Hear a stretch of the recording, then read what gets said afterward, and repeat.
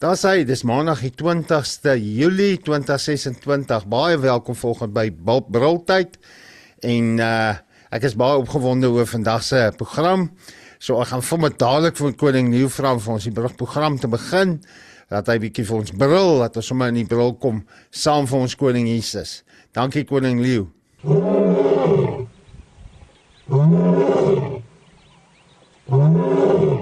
As hy het nou lekker saam vir ons gebrul. En dis vir my vandag 'n groot voorreg om 'n Boeta, 'n goeie vriend, hier ook uit die tuinroete, hier die Suid-Kaap, volgende aan julle voor te stel vir ons kykers, ons luisteraars, wat waar ook al kyk, waar luister, 'n Boeta voor te stel met die naam van André Potgieter. Hy is 'n man wat regtig ook brul vir ons koning. So hy is lankal deel van die leeutrop, maar ons het ek het regtig gevoel is tyd dat hy by ons moet inskakel, want ek het al so baie by hom geleer. So sommer om verder op te hou, André, baie welkom hier in die leeutrop. Dis vir ons 'n voorreg om jou saam met ons te hê. En ons sien uit om bietjie te hoor wie André Potgieter is. Ons is tans besig met 'n vaderskap reeks. En omdat jy ook so hardloop het vir vaderskap en die wêreld wat vaders nodig het en selfs die Worlddienste vader opleiding gee, is dit vir ons 'n groot voorreg om vanoggend vir jou saam hier in die leeutrop te hê. Baie dankie dat jy die tyd gemaak het om in te skakel. Ons wil graag hoor, wie's André Potgieter? Deel 'n bietjie jou storie met ons. Baie dankie Freek en dankie vir al die kykers en die luisteraars en die manne op die program saam met ons. Het is lekker om julle almal te ontmoet. En ek gaan julle net vinnig my storieetjie vertel. Ek kom net hier so reg kry, daar sê. Ek het groot geword in 'n Christenhuis. My ma was Engels en my pa was Afrikaans, so ek het helfte van my familie was Engels en baie van hulle is nou nog steeds agnostic.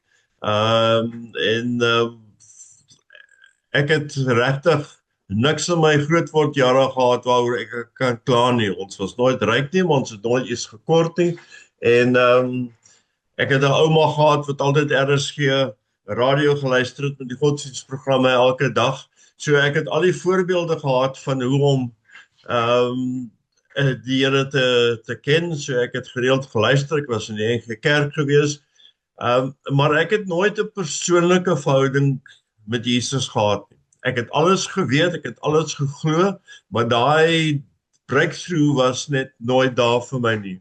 En toe ek, ons is almal 'n jaar in militêr en toe begin studeer en werk en vroeg kind gehad en maar 'n bietjie arm gat gewees hier langs die pad. Maar vir 10 jaar lank was ek toe getroud gewees en toe ons die derde kind kry, toe het my vrou besluit sy wil skei en ek kon dit nie keer nie, dit het lank gedreig, maar toe gebeur dit. En dit is nogal 'n redelike omwenteling in my lewe gewees en dit het gebeur ook net na ek 'n eie besigheid begin het. Van huise bou en ek was redelik ver van die huis af, maar dit was my onmiddellik in 'n baie tricky situasie gegooi waar my jongste kind was nog nie eens 'n jaar oud nie.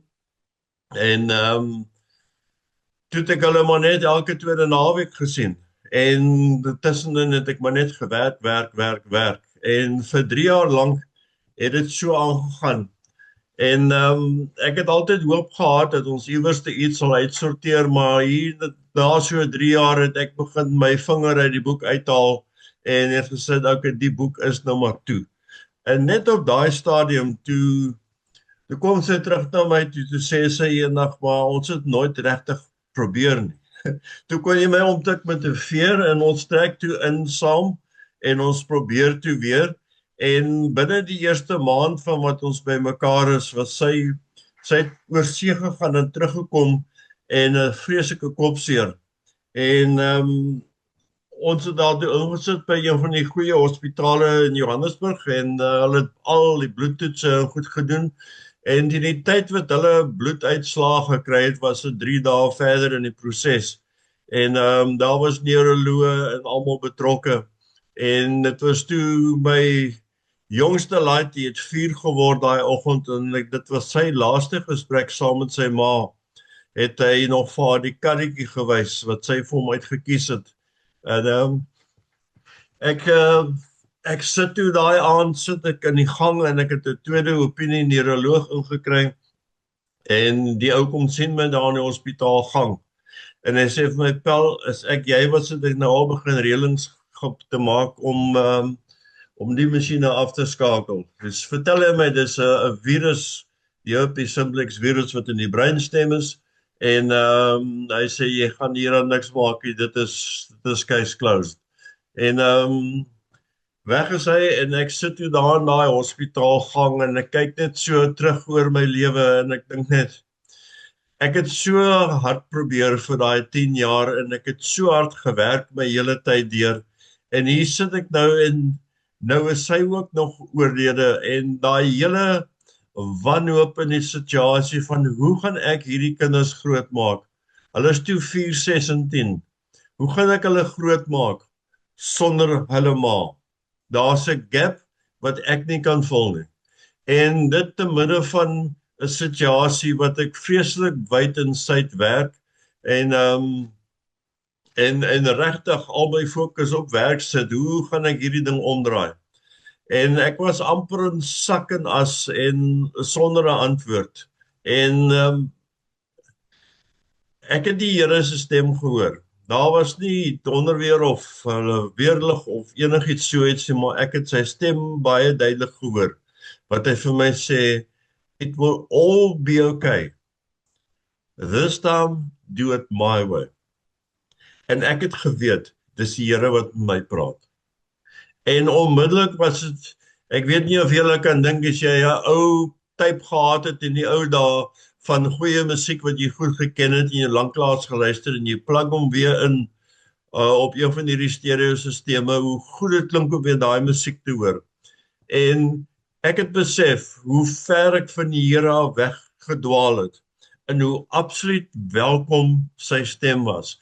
En dit was vir my 'n totale omkeer. Ek het daai aand huis toe gery vir die eerste keer in 'n paar aande wat ek nie gehuil het nie. En ek het by die huis gekom en ek het geweet, hier's iets groot verander. En ek het 'n spring in my stap weer gehad. Ek het by die huis gekom en ek het agtergekom, maar ek het nie 'n verjaarsdagkoek vir die kind vir die volgende oggend. Ek het toe ons het redelik swaar getrek en ek het 'n brood gevat en 'n brood gesny in die vorm van 'n bakkie en Smarties agterop gegooi en wiele gemaak en dis waar ons was in ons lewens. En die Here het nuwe musiek vir my gespeel in my hart elke dag en my opgetel. Op daai stadium was ek nie in 'n kerk gewees nie en terwyl sy in die hospitaal was, het ek een van die eiendomsagente wat ek geken het, gevra, maar jy's in die klein kerkie in die middel van Sandton is daar so klein kerkie tussen al die groot geboue. En toe het sy die dominee vir my hospitaal toe gestuur. En toe hy lees by haar bed, het ek ook agtergekom hoe dit klink bekend, maar dit klink ver weg. En die Here het daai gap heeltemal net toegemaak en my vorentoe gestoot. Ek het toe in daai klein kerkie hulle het ons as 'n gesin ingetrek. My kinders was weer in die kleuterkerk gewees en tussen daai kerkie en familie en vriende en selfs 'n hele klomp nie-Christen mense en 'n klomp ma's in die area het ek weer begin vorentoe gaan en dit was 'n lewe van opstaan in die oggend, ontbyt maak, hare vleg vir kinders en afgooi by die skool en werk. Dit was 'n totale dubbel lewe, maar dit was vir my lekker om weer my eie kinders in my eie huis te hê. En dit was 'n groot voorreg, maar ons moes van vooraf begin. Ons het foto's geneem van lekker goed wat ons doen en dit teen die bord begin opplak en net begin 'n memories maak heeltemal van vooraf. Maar binne in my was die Here besig om 'n groot ding te maak en hy het my Ek het en ons het toe geskuif en ek is in 'n ander kerk en ons het werklik ek het in die kerk begin weer gitaar speel, ek het begin musiek lei, ek het begin alfa kursusse fasiliteer en die kinders was betrokke in youth en die Here het werklik vir ons gedra en toe het ek begin betrokke raak in die Kairos tronkbediening en ek het in die Emmaus beweging betrokke geraak en dit het nogal baie 'n besige tyd gewees tussen kinders optel, kos maak, werk en dan in die aande by die kerk worship lei en daar was baie tye gewees wat iemand met die kinders gesit het en gesê dit is nou baie vol en ons dinge beplan, dit almal weet wat aangaan en ek het gereeld vir hulle gesê die Here het gesê dit sal oukei wees. Sy belofte aan ons was dit sal oukei wees, just do it my way. En ons het baie gepraat oor wat beteken dit just do it my way. Hoe doen ons dit sy manier? En daar was tye gewees wat al my naweke vas was tussen Emmaus Ministry en die Kairos Prison Ministry en so ons gesprekke het altyd gegaan van hoe bring ons dit terug na hom op sy manier te doen. En ek kan werklik sê die Here het my ontsettend ondersteun vir ons as 'n familie en vir ons deure oopgemaak met al die werk wat ek gedoen het in die programme waarvan ek deel was, het ek geestelik ontsettend vinnig gegroei en die kinders saam met my. Ons was geseën geweest met jeugpredikante en jeugorganisasies. Dit was net 'n amazing tyd, amper soaring like an eagle.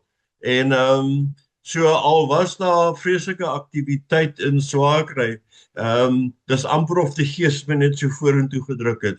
Dit was ongelooflik. En ek wil ook sê dat dit was moeilik sonder 'n ma. En ek haal my hoed af vir die kinders. Daar was gaps wat ek nie kan toemaak nie. Maar die Gees het hulle deurgedra. Maar ek as pa het ek dink ook dinge ervaar wat ek nooit sou ervaar het en wat baie paas miskien nooit ervaar nie. Omdat ek nie ander backstop gehad het nie. En ek wil net in Johannes 7 vers 37 lees dat if anyone is thirsty, let him come to me and drink. Whoever believes in me, as the scripture has said, streams of living water will flow from within him. En dit is werklik soos wat ek gevoel het in daai tyd. Toe ek in nood was, het ek na hom toe gekom en uitgeroep en hy het my geantwoord en hy het vir my streams of living water gegee.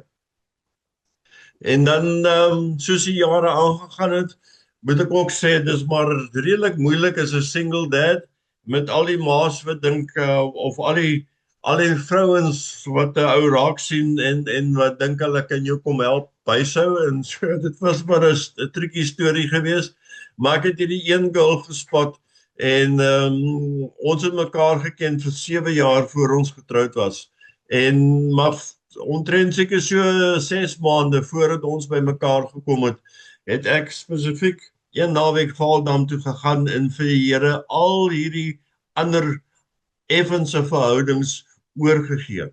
Jy weet, en toe SMS'e ingekom het en jy is 'n enkel ou, dan wil al die girls chat en jy chat met almal en voor jy jou kom kry as jy 'n emosionele ties met 'n paar mense. En ek het al daai gaan wegskuif. En eers toe ek dit gedoen het en my vrou het iets soortgelyk gedoen.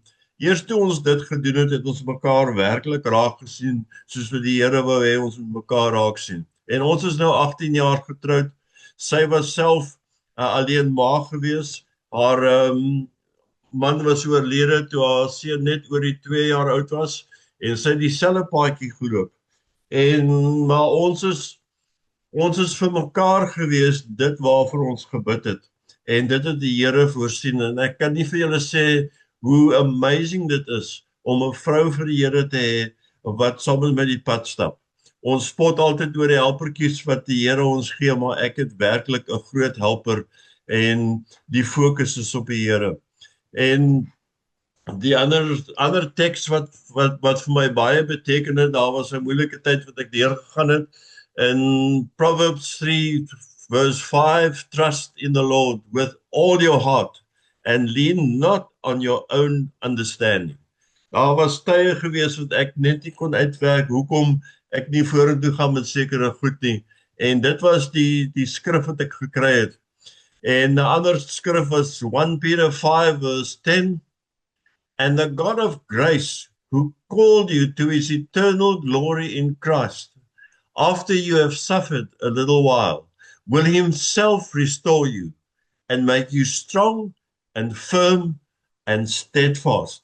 Daai twee skrifte het vir my werklik baie deure oopgemaak en die Here het die hele tyd met my hierdie paadjie begin werk. En as ek dan net wil opsom en vir ons luisteraars en kykers net bietjie uitnooi. Ek wil net sê God is waiting to provide his redeeming grace for every person. Of jy nou 'n druggie is, of in die tronk is, of 'n politikus is, of 'n finansiële adviseur is, of vir my, of vir jou. Die Here wag vir elkeen van ons met sy genade. En hy gaan ons ontmoet waar ons is, as ons hom toelaat. Die Heilige Gees spreek baie duidelik wanneer hy spreek. En daar's miskien iemand daar buitekant wat voel, hoe gaan ek dit regkry dat die Here aandag aan my gee? Ek wil vir jou vra, wat gaan dit vat vir jou om die deur oop te maak vir die Here en om sy stem te hoor? Maar maak daai deur oop en luister na sy stem, nooi hom in, want hy kan jou wêreld omkeer permanent. In Johannes 15 vers 3 sê, you are already clean because of the word I have spoken to you. Remain in me and I will remain in you. No branch can bear fruit by itself. It must remain in the vine. Johannes 15 vers 16 sê, you did not choose me. I chose you and appointed you to go and bear fruit that will last. In Johannes 17 vers 20 net in die tuin van Getsemane het die Here het Christus vir God gebid en gesê sy gebed is nie net vir die disippels nie. Hy bid ook vir al die mense wat sy woord sal hoor deur die disippels, dat hulle sal glo deur daai woord, dat elkeen van hulle een sal wees, soos wat hy een is met die Vader. En as ons praat van fatherlessness of the world needs a father, dan het ons die Vader God nodig. En dan die laaste skrif is 2 Korintiërs 3 vers 16 tot 18. While we have not accepted Christ, we have a veil over our eyes. We do not see his glory. Dan vers 16, but whenever anyone turns to the Lord, the veil is taken away. Now the Lord is the Spirit, and where the Spirit of the Lord is, there is freedom. And we, who with unveiled faces all reflect the Lord's glory, are being transformed into his likeness with ever-increasing glory, which comes from the Lord, who is the Spirit. Ek wil net vir julle aanmoedig om die Here te soek in enige tyd wat dit swaar gaan, of dit nou is om 'n enkelouer te wees, of dit is met 'n besigheid wat nie werk nie, of dit is dat jy vandag in die tronk sit. Bid vir die Here. Hy het reeds vir jou gebid in die tuin van Getsemane. Hy het reeds gebid dat jy die stem hoor van iemand wat getuig, en dat jy die stem hoor van die Heilige Gees. En as jy daai stem hoor en jy luister, dan is dit soos hierdie veil van jou hart af gelig word, en jy kry nuwe musiek van direk van die Heilige Gees. So ek wil julle uitnooi, soek hom. Hy is daar die heeltyd om jou pad reguit te maak. Baie dankie. Dankie Sure, Freek. baie dankie André. En ek glo die manne saam ons hier op Briltyd volgende en die mense wat kyk en luister, wil ons jou eer dat jy daai rol, basies daai mamma ook moes vul. Ons het nou al die laaste tyd so gepraat en hier's Pieter wat se pa oorlede is toe hy baie jonk was en wat se wond dit in sy lewe was en hy het self getuig al nog steeds is met tye. Die feit dat sy dad nie daar was nie. Jonge, maar kan nie maar indink wat 'n kind moet deurgaan wat sonder 'n ma moet groot word nie. Veral nie 4 jaar oud nie. Ek meen dis wanneer mamma die belangrikste seker daai kind. So vir hoe lank was jy enkel ouer? Wat jy uit al die jou kinders uit die huis uit by jou gegaan? Ek was 14 jaar lank enkel ouer. En toe ek en Lee getroud was, toe was die oudste een was by Onderstepoort wat sy gestudeer het, die ander was in die huis by my gewees. So haar seun en my 2 jongeres was saam met ons in die huis en hulle het die laaste jaar of 2 van hulle skooltyd het hulle as 'n gewone familie vir die eerste keer ervaar. En ons het elke Dinsdag aand 'n family night gehou en dit was 'n reël. Of jy nou in Onderstepoort sit en of jy op 'n rugby toer is, Dinsdae aande is family dinner, dan sit ons om die tafel as 'n familie en dit het ons geground en net daai weeklikse ons is almal by mekaar aangehelp. Goeie tyd gewees, ja. Ek sien met die oorspronklike Shabbat ons Bloemfontein gebly het mense was gewoonlik Vrydag aan as jy nou gaan op die Joodse manier van hierdie dinge doen. Is dit 'n tyd waar die familie om die tafel kom sit. En dit was vir ons as gesin, ons het in Bloemfontein daai tyd gebly, was dit die lekkerste dag van die week, daai Vrydag aand. Ja. Om my tafel. En dan is dit 'n tyd wat jy om die tafel sit en vir mekaar sê. Hoor jy maar, okay, hoe was jou week? Ja. En wat het interessant, wat was vir jou lekker hierdie week? En wat was nie so lekker nie? Nou die kinders by die skool, it's amazing om my tafel hoe hulle net oopmaak en gesels. En alles deel. En dit is regtig waar as 'n gesin een van die intiemste tye saam my tafel. Is ou om jou vrou en kinders om 'n tafel sit as gesin. En dan het ons nou lekker geëet en dan het ons mekaar geseën. Jy sien jou kinders sien jou. Wie daai was net wow. Dit was net wow. So, yes, ek wil regtig waar weer eens net sê, ek honor jou.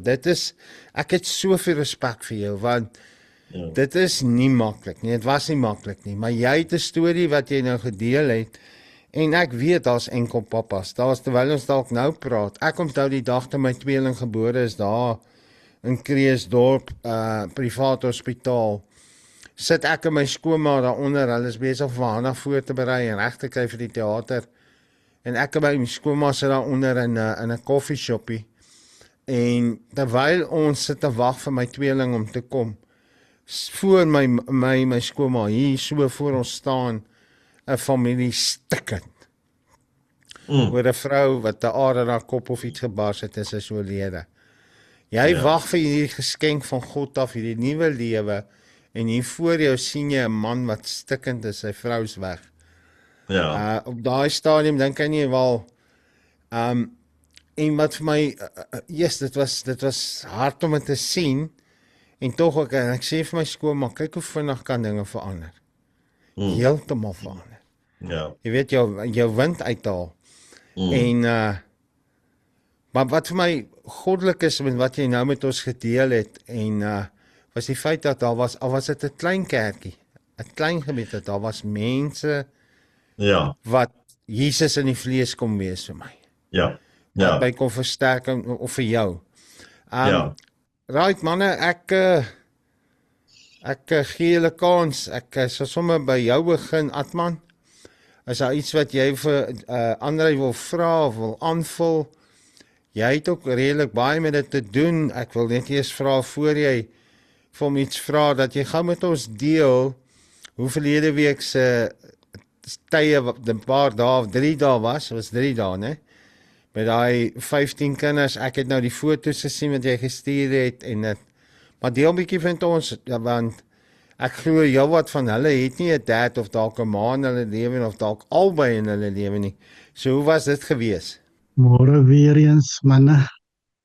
Ja, hartelijk welkom, Boeta André. Dit is Dankie, man.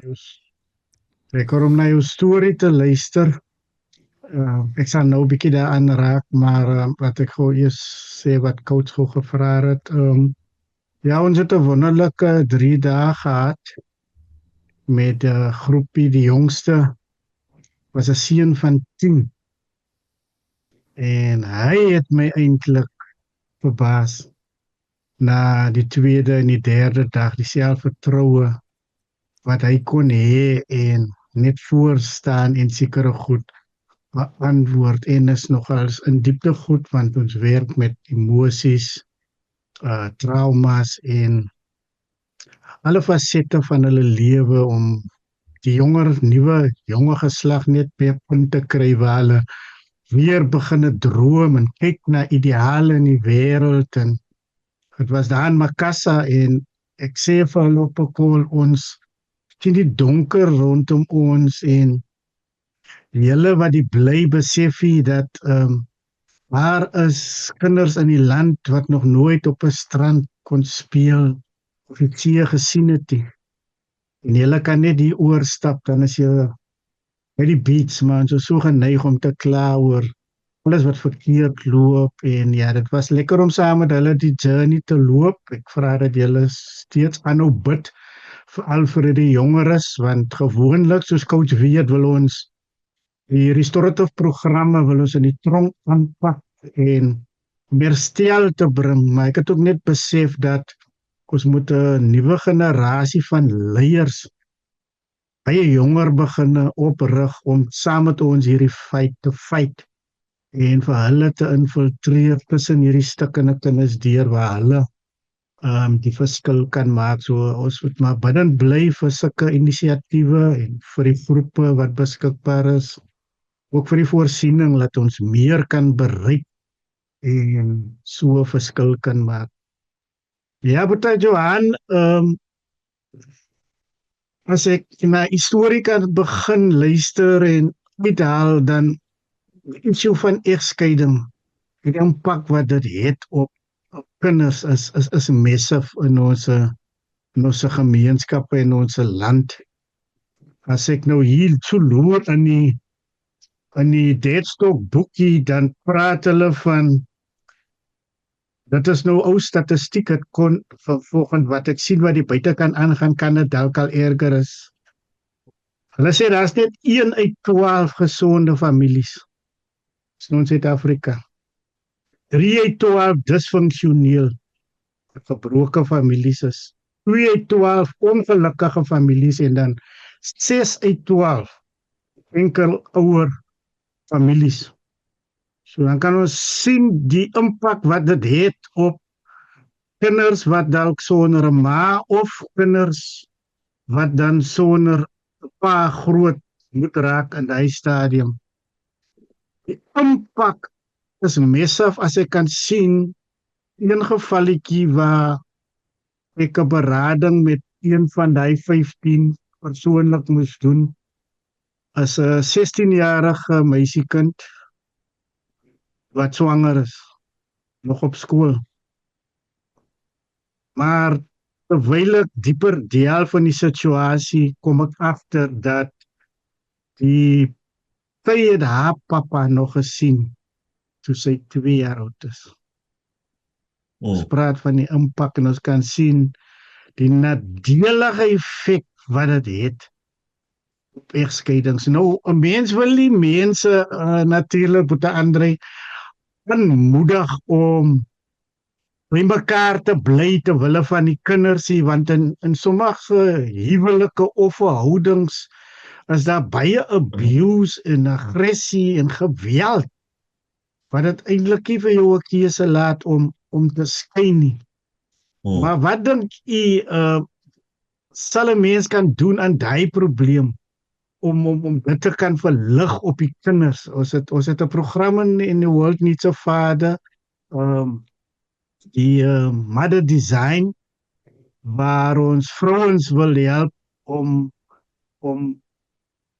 te kan koop in hierdie vaderlose generasie, maar sal u sê as daar nog tools wat 'n mens wat ons kan gebruik as manne en ouens wat nou wil hierdie ding van vadersloosheid kill, om iets te kan doen in daai geval? Nou, Adman, ek dink, jy weet daai skrif wat sê, seek first the kingdom of God and all these things will be added on to you. Ek wil amper sê dat ek dink dis die eerste stap. En in baie gevalle wat mense sukkel in 'n huwelik, en ek vat myself ook in daai tyd net voor die egskeiding en alles. Ja, ons het kerk toe gegaan, maar God was nie die middelpunt van die verhouding nie. En ek dink hoe nader ons aan God beweeg en hoe meer ons sy gees se impak by ons het, hoe meer verander ons prioriteite en die goed wat ons najag en die geselskap wat ons hou. En ek wil amper sê daar's die eerste ding. En ek wil as ek net terugkyk na ons hele tronkbediening, ek het saam met Freek Nydag in Mosselbaai tronk gesit. Toe ons in die juvenile tronk doen ons dad's talk. Toe sit ons met 11 mannetjies voor ons. Hulle is almal so hier 22, 23 dae rond. Dis hulle almal paas. En hulle is almal daar, sê hulle is daar omdat hulle paas afwesig was. En dan kom hulle sê, maar nou hier sit ons almal saam vanoggend. En julle kan nie by julle kinders wees nie. So ons herhaal die storie. En as jy vir hulle help om die gees dit wat die Here vir ons het, as hulle dit raak sien, dan sien hulle 'n nuwe lewe raak en uit dit uit kan die Here jou help om dit wat jy doen reg te kry om te kan uitreik na jou familie toe. En vir my is dit die eerste stap.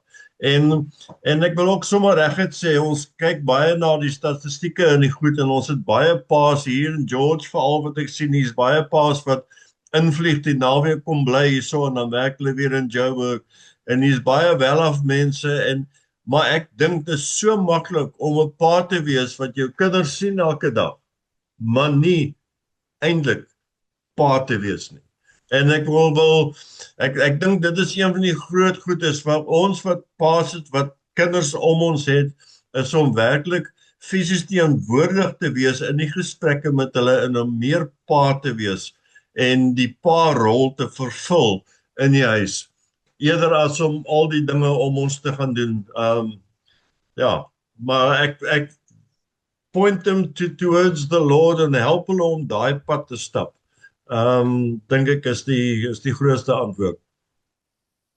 Dankie Boeta. Jy sê presies wat ek wil gehoor het. Soek eers die koninkryk van God met sy geregtigheid. En dan sal al hierdie ander dingetjies sal God self uitsorteer. Ek wil net afsluit manne met want die rede hoekom ek vir Andre die vraag gevra het is, ons kyk na oplossings. En ek wil net iets byvoeg deur 'n kort getuienis van myself. En baie van julle weet, as julle na my storie luister, hoe goed ek op pad was akademies en wat ek kon bereik het daarin. Maar my oudste dogter se maar raak swanger en ek moet die skool verlaat. Dan gaan julle hierdie hartseer storie nou hoor. Ek besef sy swanger, moet haar ma gaan sien. Ek besluit, wel, ek gaan die skool los en ek gaan vir my kind sorg en ek gaan werk soek en ek word aanvaar by die weermag. Maar voor ek weermag toe gaan ek 'n bietjie by my ouma gaan kuier en dieselfde naweek spring sy in die arms van 'n ander man. Sy is swanger met my kind. En daarna wou sy met my niks weer te doen hê nie.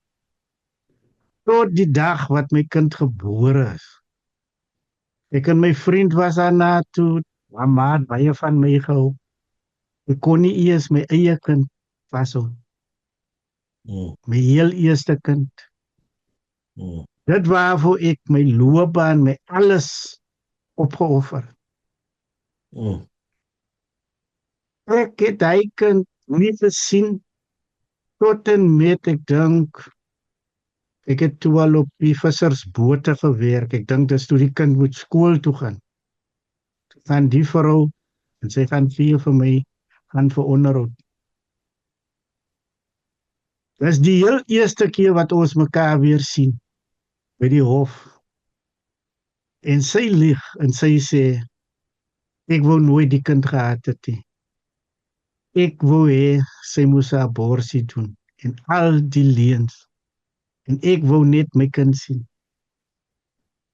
Die leemte wat daar tot vandag toe nog is tussen ek en die dogter is massive.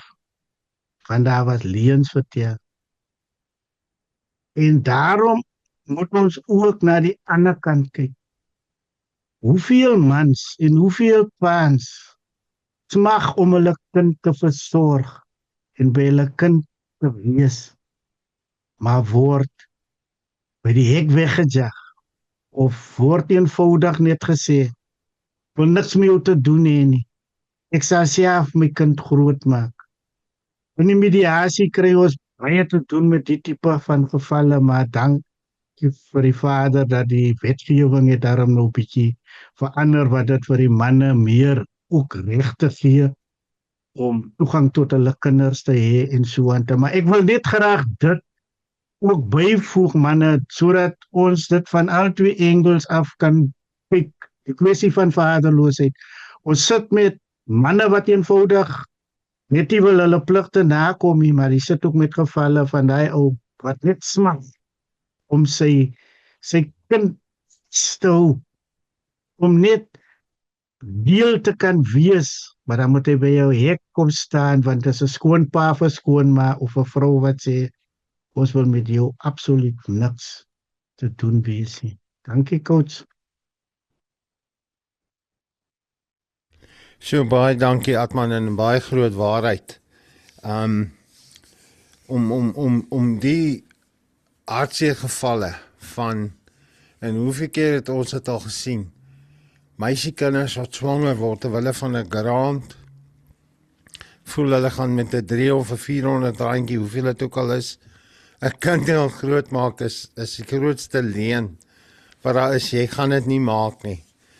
En natuurlik is daar baie gevalle waar het nie gaan oor die kind om daai geld te kry nie. Baie gevalle is dit om dwelms te kry of drank en wat swanger word by 'n man of by 'n jong seun nog, en nou sit jy met soveel kinders wat kinders moet grootmaak. Wat 'n massiewe probleem is. Wat ek meen, hoe maak 'n kind groot? Ek en my vrou het gister 'n gesprek oor ons eie kinders en jy sien tot op die ouderdom van 21, 22 is daar nog soveel kind in hulle oor sekere dinge. Jy weet, ons het nou daarop gepraat op roltyd en transformasietafel en ons hoor dit so baie by mannekampe en by die Mighty Men's. Jy moet 'n man word. Jy is die een wat fokus op jouself en sê Here verander my.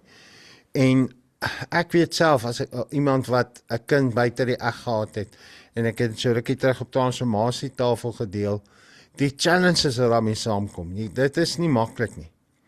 Jy weet, dit is nie maklik nie en so ek wil vir ons jong mense ek wil eintlik jou smeek wat luister en kyk. Miskien is ouma nou besig om te kyk op YouTube of waar ook al of op Facebook of luister op die radio, waar ook al jy sit nou en luister na hierdie klomp toppies. Luister hierdie klomp toppies wat hier saam om hierdie podcast is klomp toppies wat Hulle het nie hierdie wat hulle met jou deel op 'n universiteit gaan leer nie. Hierdie is life experience.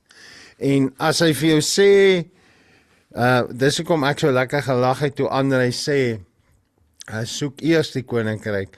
Atman, en jy is die een wat hom gevra het, want ek weet, daai is jou teks. Daai is jou teks. Ek weet mos nou, ek het al baie saam jou bedien. Die Here het vir jou daai teks in die tronk gegee, op 'n baie eensame pad, of 'n plek. En die Here vir jou sê, soek jy net my koninkryk en my geregtigheid. Onthou, ons moet nie net die koninkryk soek nie, sy geregtigheid ook, en dan sal die res van self kom. En die vanoggend vandag gaan nou, Jacques gaan vir my, want, ek kan nie, as ek nou moet vinnig kyk op ons paneel, is ek geskei gewees, okay, Andrei was nou Jacques, jy, Johan, Menzo is nou nog by die vrou, hy bruid van sy jeug, jy, Atman, jy was nooit getroud voor Livie nie, nee, ek kan nie so, nee, okay. Pieter, jy was nie geskei nie, of jy is nie geskei nie, as ek het reg het, maar, Jacques, kom ons praat bietjie oor hierdie egskeiding en want ek weet self uit verhoudings, daar was 'n stadium wat my oudste seun se ma niks van my wou weet nie, my nie naby die kind wou hê nie. Jy weet, en jy voel naderhand, ek moet net geld gee, maar ek het nie toegang tot die kind nie. Andrei, voor jy nou sê, Andrei, ek wil jou net vra, het jy toegang tot die kinders gehad toe jy geskei was? Ja, ek het hulle elke tweede naweek kon optel op 'n Vrydagmiddag en moes hulle Sondagmiddag weer terugneem. So ek het dan dit gehad. Maar dit het my in so 'n naweek met die 3 van hulle amper die helfte van die naweek gevat net om weer mekaar te leer ken. En dan as jy hulle aflaai, dan is dit weer, nou is dit weer seer om weer te laat gaan. Maar ja, nee, ek het dan toegang gehad. Yes, dis great. En want dis soos jy sê, ek het gesien met my laaitjie ook daai tyd. Hy het op 'n stadium by my maale gebly, by my en by sy maale. En toe sien ek hierdie ouetjie is confused, want papa en Anna streng, 18 moet jy slaap. By ouma kan jy nog so bietjie stretch, en by maale nog so bietjie stretch. So as 3 huise van verskillende maniere van grootmaak. En ons as die ouers wat die keuse gemaak het, en daai kinders, want ek meen hulle sê na die dood is egskeiding een van die hoogste trauma's ding vir 'n kind, en blykbaar ook as jy trek van een huis na 'n ander huis, daai vir 'n kind is verskriklik. Maar ons weet wat se impak het die egskeiding daarop, en wat van wat ek wil hoor by jou ook, Jacques, is ek vermoed as ek reg onthou, was jou situasie bietjie anders. Maar jy weet, daar is van die paas wat glad nie by die kinders mag kom nie. En soos Atma gesê, dan voel hy ook, maar as ek nie my kind kan sien nie, dan het ek nie 'n verantwoordelikheid teenoor hy kind nie, wat verkeerd is. Jy weet, ek het gesien, soos jy sê, Andrea, jy sukkel, die tyd dat die kind by jou is so lank, dat hy, kan ek sê, klimatiseer weer by jou, dat dis 'n uitdaging. En sodra daai deurbraak kom, dan moet hulle alweer huis toe gaan, of die kind huis toe gaan. So, dis nie maklik. En dan moet jy weet, wat is dit op die kind? Ja. As dit nie vir ons maklik is. Ja. Jy weet so, yes, Jacques. Andrei, welkom hier by ons. Lekker om hier by ons te hê. Dankie. Freek, ja, jy het nou basies alles gesê wat ek wil sê, maar my opinie is dat 'n egskeiding is meer traumaties as dood. Met 'n dood is dit 'n event wat gebeur het en jy moet daarmee deel en is verby. Ja, jy rou na die tyd. Ek het beide my ma en pa verloor, so ek ken die gevoelens van om jou ouers te verloor. My egskeiding was vir my baie meer traumaties geweest, want is 'n ding wat net aangehou het en aangehou het en aangehou het.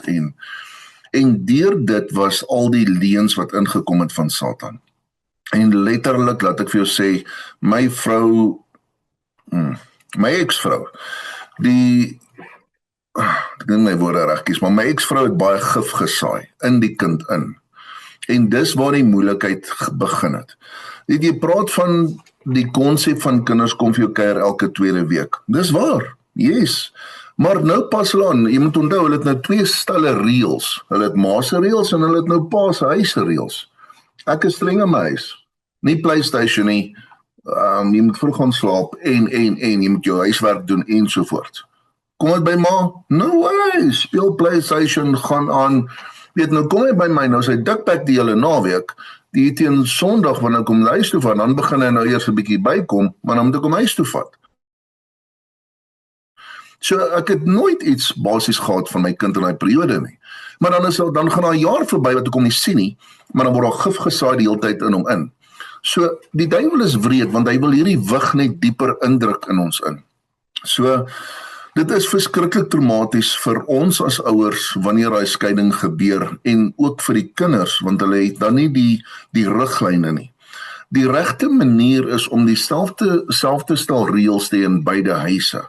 Maar dit gebeur nooit nie, want jy as 'n ouer probeer die kind inwen of oorwen deur te sê ek is die beter ouer. So jy kan hom op PlayStation speel, ek gaan vir jou nog karretjies koop op wat ook al die geval is. Daar is altyd wat gesaai word in daai ding in. So is vir my baie traumaties gewees om te sien ook hoe wreed dit is om ons, hoe dit aangaan, jy weet hoe die skei sake gebeur. So ja, skei sake nie 'n lekker ding nie. Ek sê duidelik nie adviseer om te skei nie, maar as daar nou nie geen ander hoop is nie, dan is daar geen ander hoop vir dit nie. Ja, God sal jou nooit vergeet nie. Al vergeet jy God gaan jou nie vergeet nie. In die dag wanneer jy draai, en dit jy gaan draai, in die dag wanneer jy draai, gaan God gereed staan of jy sê, hoe kan ek jou help? Maar dan moet jy jou hele wese verander en na God toe gaan. Dis wat jy gesê het. Seek first kry eers die koninkryk van God en dan sal al die ander goeder vir jou bygevoeg word. En dit is die waarheid. Mense, as jy draai na God toe. En wanneer jy draai, sal God na jou toe hardloop. As jy dink jy's ver weg van God af, draai net na hom toe en hy sal na jou toe hardloop en jy sal die uitkoms daarvan binnekort sien. Jy gaan net jou hele stelsel moet verander. So, ja, dit is verskriklik traumaties om te hoor van die kinders wat 22 jaar oud is, of 21 en dan sou klaar 'n pa. Hoe weet jy wat 'n pa is? Hoe weet jy wat jou verantwoordelikhede is? En dit is altyd die geval ook, die skoonouers. Nou judge hulle jou en sê, jy's nie 'n goeie pa nie, jy kan nie naby die kind kom nie. Wie gee hulle die reg om dit te sê? Ja, jy mag dalk iets gefouteer het teen hulle dogter en 'n daad gedoen het, maar laat hom toe om die pa te wees vir die kind. Jy het 'n fout gemaak, leer daaruit, vat jou verantwoordelikhede, leer daaruit en vat die lewe aan dan van daar af. So ja, ek dink ek gaan daar so stop vir julle. Dankie julle. Jacques, baie dankie. Weet jy, Boeta, toe jy dit sê, gelukkig was ek gemute. Maar eintlik moes ek ge-unmute was, want ek wou groot halleluja geskree het, toe jy sê dat 'n egskeiding is baie erger as 'n dood. Ek geskei het ek ook vir baie mense, ek het dit nou nog gesê, na ek gered is dat ek sou wel eerder aan die dood afgestaan het, as om te skei. En prys die Here, ek praat nou van my eerste vrou, my seuns, my ma, en ek was nooit getroud nie, maar my oudste seun, maar my eerste huwelik en egskeiding was so traumaties. Jy weet, en die gedagtes. Ek onthou een aand is ek in 'n pel van my op pad met 'n 45 Magnum. Ja. Ek kan nie nou regtig, maar dit was 'n massiewe ding wat ons daar in die kar gehad het. Dronk, onder die invloed, op pad na 'n plek toe, want iemand het my gebel en gesê, luister, en dis nie, jou ex-vrou is hierso saam, jou vrou is hierso saam met 'n ander man. En ons is op pad soontoe met die gedagte, ek gaan vir hulle doodskiet. Ek gaan hulle klaarmaak, sat maak. Jy weet, daai gedagtes, ek wil, wat Jacques sê ook vra, ja, so ver as jy kan, fight vir jou huwelik, fight vir jou kinders. Maar dit moet albei wees, Freek. Ja, dit is so. Maar weet jy, een van die dae gaan of ons daar gaan 'n dag kom wat jy voor God se regterstoel staan en jy gaan 'n account gee. Weer terug te kom na wat Atman daai van die anger, daai aksie en die reaksie. Gister met een van my seuns daaroor gepraat. Jy weet, wat doen jy? Want as jy gaan slaan, jy raak kwaad en jy wil slaan by die werk, gaan jy 'n job verloor. En die mense by jou werk het drome met jou, het planne met jou. En jy kan dit in 'n oogwink omdat jy nou die tor het getop. Jy weet, ek het dit verloor. Maar ek wil vir ons jong mense sê, luister vanoggend na die toppies. Wanneer jy ook al luister, maak seker dis die maat wat God vir jou het. En wag. En ek weet, ja, ons het verlede week, ons het al daaroor gepraat op ons Engelse podcast ook. Dit gebeur. Ons hier's Menzo, hulle het swanger geraak voor hulle getroud was. Weet so dit gebeur. Maar hy het gedeel en dalk moet jy ook net so vinnig nou deel Menzo van die begin was nie so goed nie. En die journey was nie altyd so maklik nie. Maar om nou die dag aan die kerk in te stap met haar, by haar troue. En daai foto, dit bly so by my wat sy so opkyk. Om te besef, grace, genade. Dis net genade. Jong mense om 'n huweliksmaat te kies is soos om 'n horlosie te kies. Jy kan mooi horlosies kry op die straat vir baie goedkoop. Maar glo my, dit is nie lank as skiet die binne goed uit. As dit begin warm raak, dan hou daai horlosie nie met tyd nie. Jy moet 'n huweliksmaat en ek wil vir jou sê, ek het dit al vir baie jong manne gesê, as ek in gemeentes waar jong manne bedien wat saam met tronke toe was, ouens met vuur in hulle wat as hy 'n mic vat, ek vir jou sê, hulle het later ook vir my, hulle het besef, dit is nie hoe hard jy skree waar die salwing is nie. Dit is nie in jou mooi skoene of jou suit of jou taai waar die salwing is nie. Salwing kom deur gepers te word, jy weet, jy word soos 'n olyf, jy word uitmekaar uitgedruk om daai olie uit jou uit te kry. So salwing kom deur pyn. Kom deur hierdie swaar tye, daai pers. En 'n mens wat ek nou vir hierdie jong mense probeer sê, ek glo ons wat hulle wil sê is, maak seker. Jacques sê dit, André sê dit, jy sal dit sê met jou, wat met julle gebeur het, jy wil nie skei nie. Jy wil nie skei nie. Skei is nie maklik nie. Dis dit nie vir my so, hoe moet dit vir 'n kind wees? So mense deel so 'n bietjie met ons, jou, ek wil net hê jy moet sê, jy weet, my motto in die lewe is mos, die woord sê dit in Prediker 7:8, die einde van 'n saak is beter as sy begin. Maak nie saak jy begin nie, jou begin dan sal dalk, jy sal nou hoor, die mense sê, maar is ook nie so, wat sal ek sê, hartjies en rosies nie, maar nou is dit. So deel graag met ons asseblief met daai. Dankie Freek. Yes, ek wil so 'n bietjie anders tackle as jy nie omgee nie Freek. Ons het nou die naweek gaan jag en die doel van die jag was eintlik om 'n klomp jong manne saam te vat wat ek nooit voorheen gejag het nie. Spesifiek een jong man wat ek nou al 'n bietjie pad mee gestap het, Pieter, you know him, Pina. Hy het sommer die bynaam vroeg gekry met die kampe. En het was amazing om te sien, eintlik die journey wat ons al saam met die jong man stap. Hoe hy besig is om wakker te word. Hoe hy besig is om die lewe in sy oë is besig om terug te kom. En toe hy nou woensdagmiddag sy boks doen. Dis 'n ander kyk na huis te eer. Dit gaan nie oor boks nie. Dit gaan oor daai selfvertroue. Die ding wat hy gesien het, sal nooit gebeur. 'n vrees, nou bewe soos 'n Danwilbus. Nee. Voor die tyd. Maar die oomblik toe hy daai ding oorwin het, is daar 'n ander kyk in sy oë. En Saterdagoggend, toe sê ek vir die man wat na hom kyk, waar sy pa, sy pa oorleef. Hy sê nie sy pa is van. dit is so hartseer, ons moet sy nommer kry, ons moet hom praat. Hy gaan uitmis op hierdie oorwaking van hierdie jong man. En hy gaan uitverloor. Hier is iets mooi besig om te gebeur. Dit is die ding nou, ek wil eintlik iets anders tackle en ek het nou hier so harde woorde hier geskryf, weet, so jy moet my delete en mute, want dit gaan nou moeilikheid nie.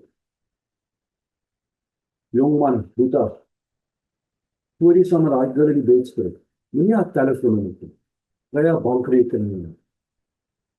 Want as daar 'n kind kom, moet jy begin betaal. Minimum requirement.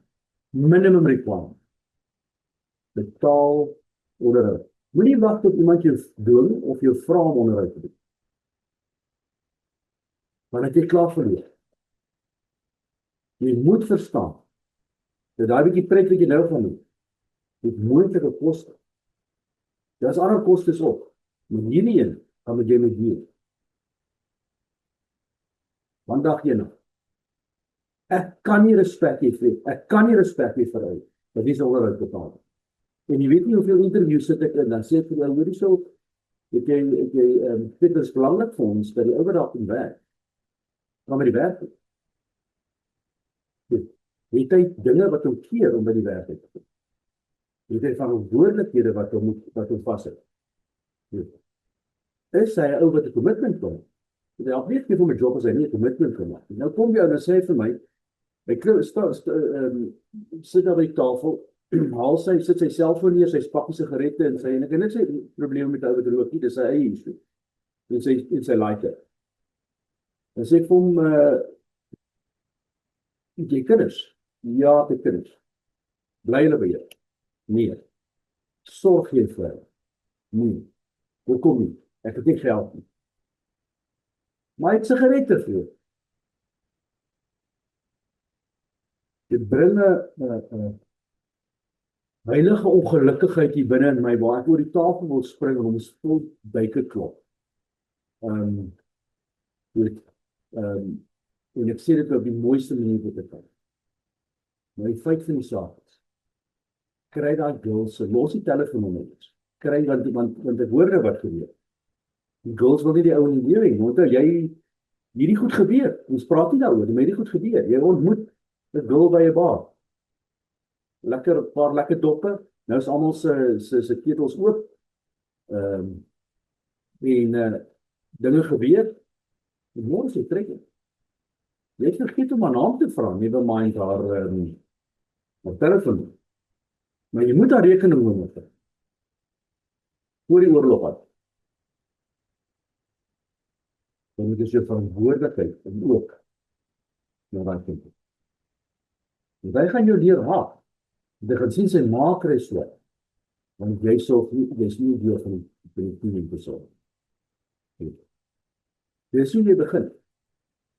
As jy nie kan aanwesig wees nie, wees ten minste, your reach must be further than your grasp. Dit kan ook klink, dit is asof mense hierso ren, soos 'n pret, maar ek gaan vir julle lees, 1 Timoteus 5. Wees gereed vir 'n baie harde woord. 1 Timoteus 5 vers 8. As iemand nie vir sy eie mense, dan al nie vir sy huisgesin sorg nie, vir sy kinders sorg nie, het hy die geloof verloor en is hy slegter as 'n ongelowe.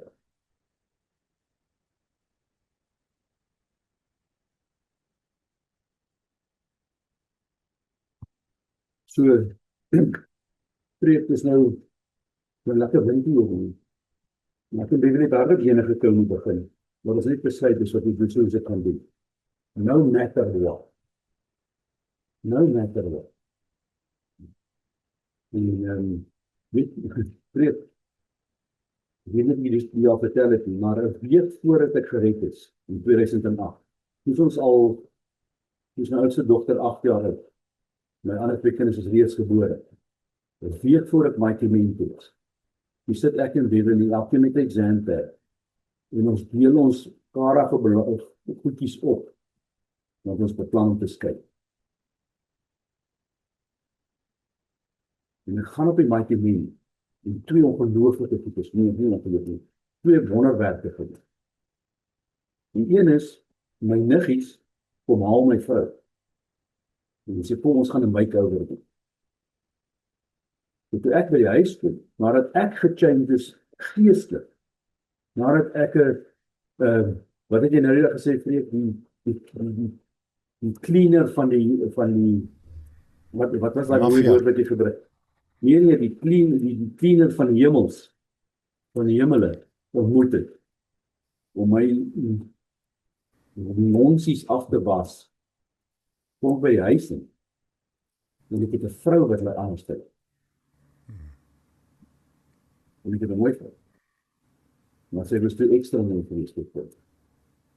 En ek vergeet daarvan. Here, delete daai gedagte uit my kop uit.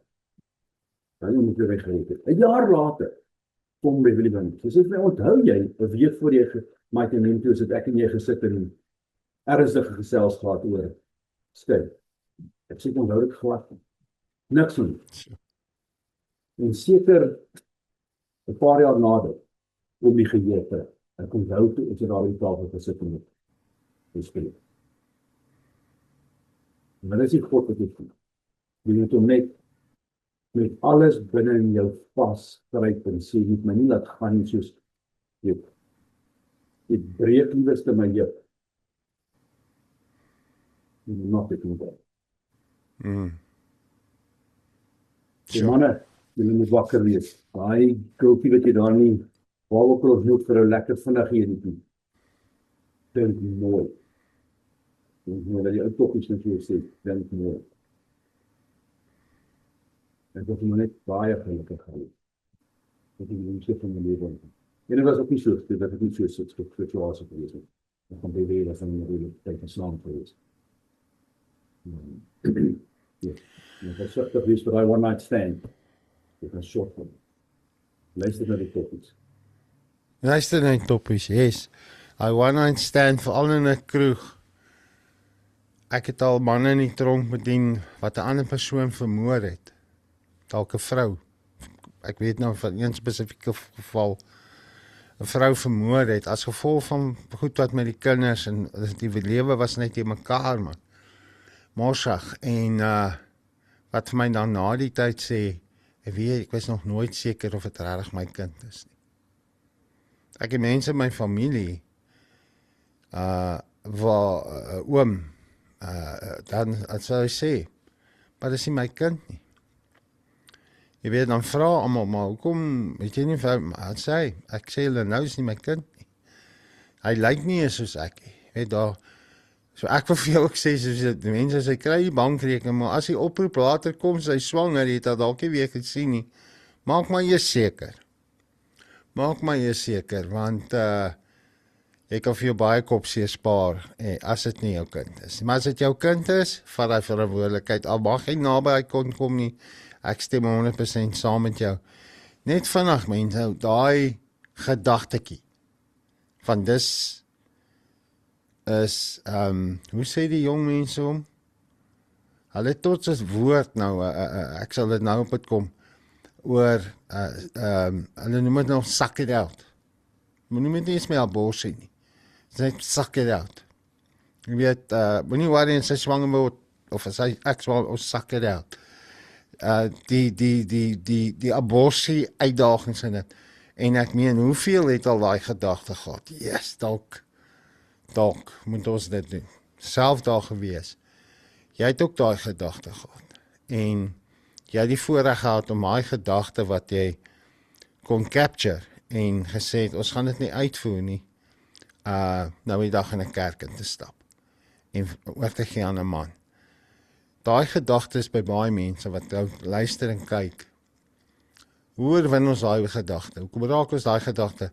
Wel obviously as jy die Here nie ken nie, dan gaan daai gedagte, dit gaan nog moeiliker wees om daai ding baas te raak. Wat sê jy vir so iemand sê?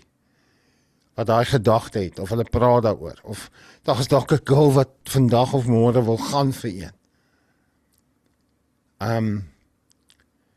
Jy sien nie dit dalk nou nie, maar jy's tjoma, of vrou meisie sê, 20 jaar van nou af, of 5 jaar van nou, sal jy so dankbaar wees jy dit nooit gedoen nie. Wat sê jy vir so iemand sê, mense? Maar die principe is baie eenvoudig. Die shortcut kan jy na 'n slegte plek toe. Amper altyd. Die shortcut kan jy na 'n slegte plek toe. En enige keuse wat jy het.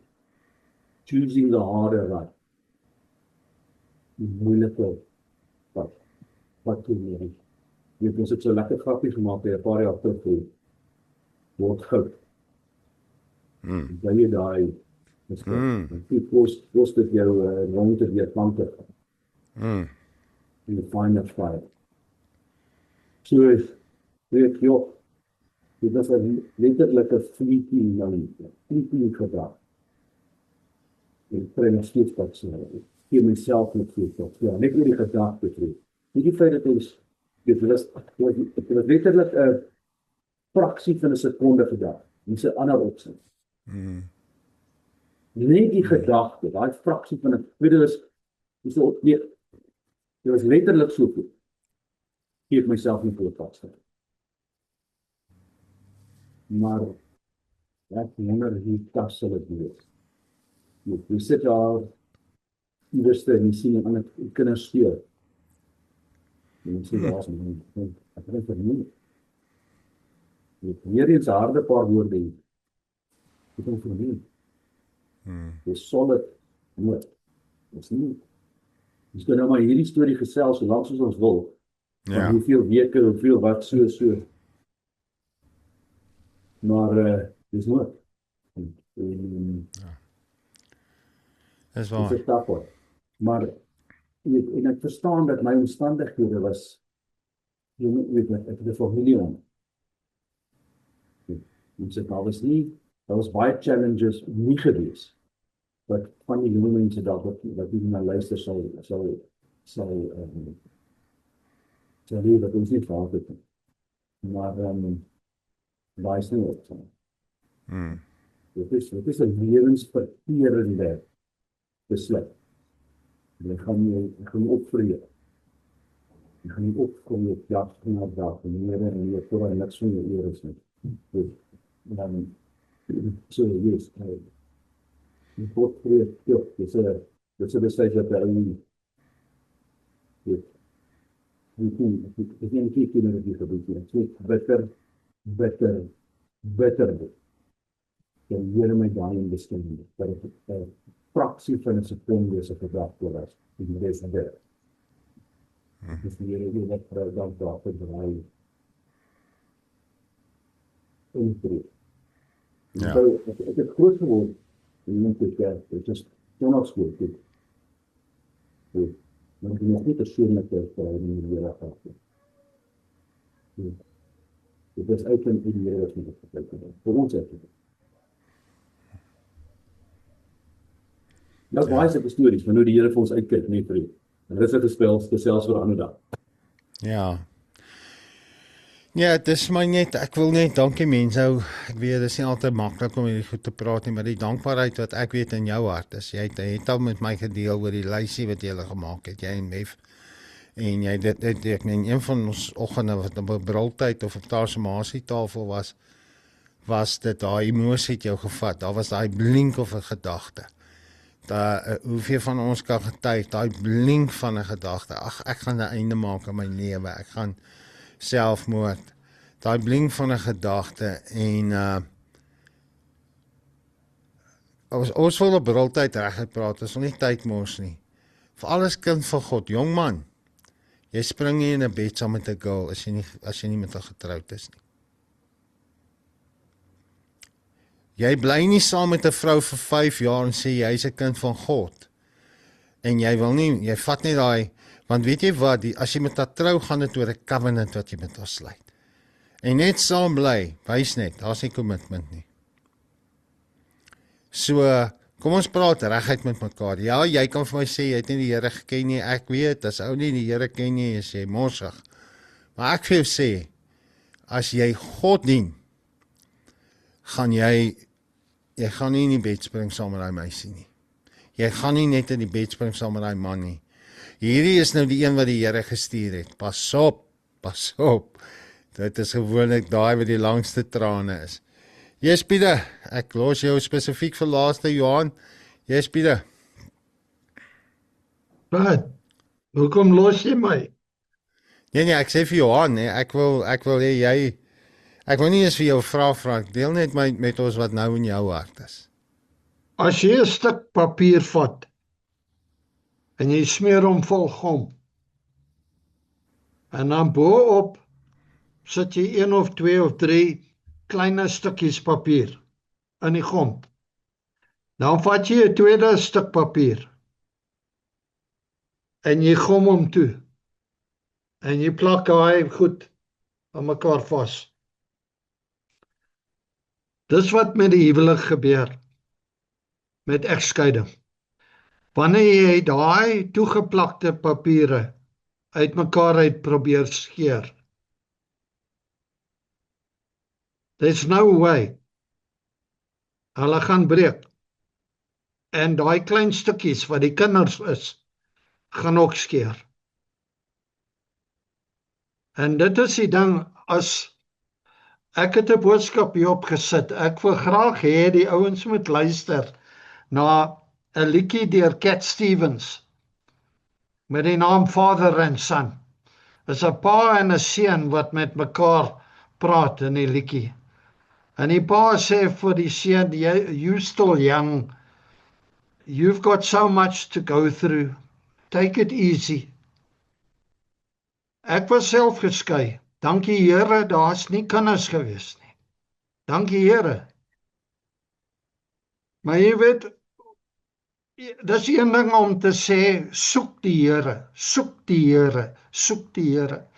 Maar as jy kyk na Efesiërs en ander plekke, niemand kom na die pa toe, behalwe dat die seun hom roep soontoe. Jy kan nie sommer net, jy weet, salvation is a gift. Nou, is een ding om te sê, soek die Vader. Maar wat as jy nie aangetrokke is daartoe nie? How do you speak to that man? Jy kan nie net vir 'n ou sê, jy moet gered word. Hy het nie die vaagste benul waarvan jy praat nie.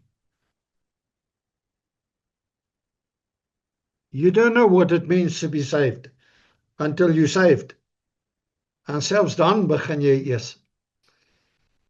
So, ek dink die grootste ding, my eerste huwelik, ek het opgebreek met die girl. Sy was nie vir my nie. Toe bel sy my, toe sê sy swanger. Nommer 1, ek glo haar. Daar was nie paternity tests of sulke goed in daai jare nie. Ek glo haar. Nommer 2, ek is 'n gentleman. Ek trou met haar. I do the right thing. Ek vind toe later uit, sy was nooit swanger nie. Blykbaar was sy nooit swanger nie, sy het my gevang. Maar sy het my amper mal gemaak. En die ding is van 'n jong mens, as ek het een ding wat ek altyd vir hulle sê, nog al die jare, don't panic, phone stanic.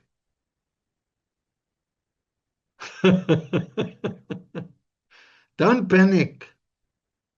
Young ladies panic.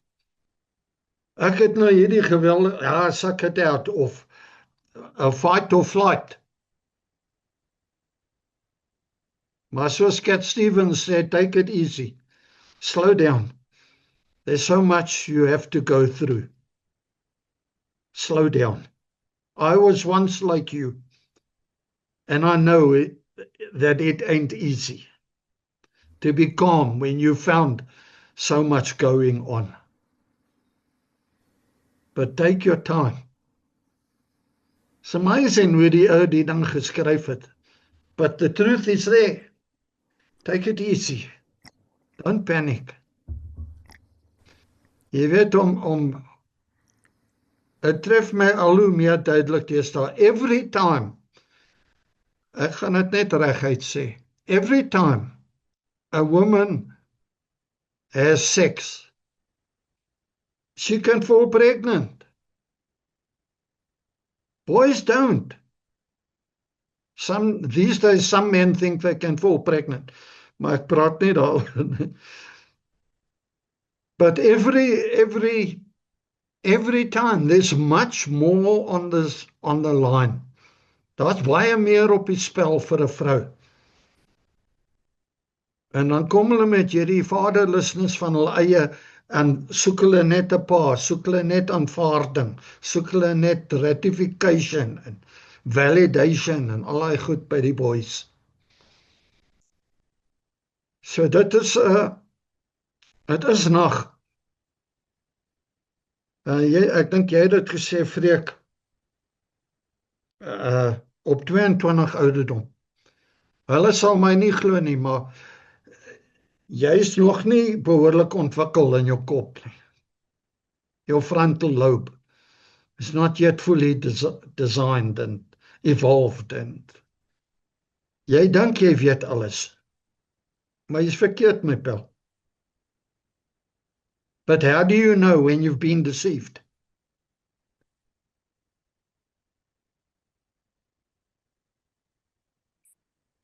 Sometimes we just have to bump our head. That's all. And it's terrible. So, dis wat, jy vra my wat op my hart is. Dis die klomp goed wat op my hart is. En dankie dat jy dit gedeel het. Dis presies wat ons moet hoor en wat ander moet hoor. Ja, ons is lewende tyd. Kyk wat baie jong mense Ekskuus tog, ander, jy sal getuig en Atman is nou af. Maar ek glo julle ook, ja, mense, jy het dalk nou by naweek ook gesê met die kamp. Ons jong mense soek die waarheid. Kyk, 'n jong mens kan gou sien wanneer jy plastiek is. Hulle of jy my dadelik sê, kyk ek oom, Freek of coach. Dankie. Dankie dat ons kan sien, jy gee regtig om, jy is regtig lief. En dan voel ek baie keer, joh. Jy weet, ek sê nou daar vir jou iets, Pieter. En weet, so het ons almal ons battles.